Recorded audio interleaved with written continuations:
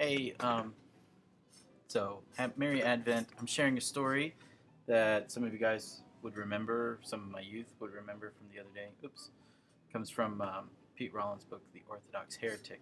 And I'm going to share it as part of our Advent study, just because I think it relates. I don't know.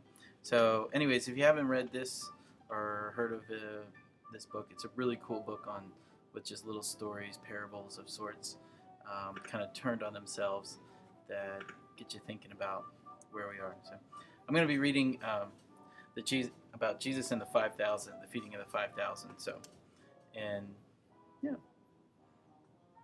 Jesus withdrew privately by boat to a solitary place, but the crowds continued to follow him. Evening was now approaching, and the people, many of whom had traveled a great distance, were growing hungry. Seeing this, Jesus sent his disciples out to gather food. But all they could find were 5 loaves of bread and 2 fishes. Then Jesus asked that they go out again and gather up the provisions that the crowds had brought to sustain them in their travels. Once this was accomplished, a vast mountain of fish and bread stood before Jesus. Upon seeing this, he directed the people to sit down on the grass. Standing before the food and looking up to the heavens, he gave thanks to God and broke the bread.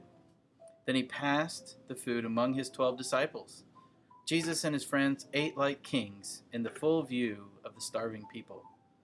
But what was truly amazing, what was miraculous about this meal, was that when they had finished the massive banquet, there were not enough crumbs left to fill a starving person's hands.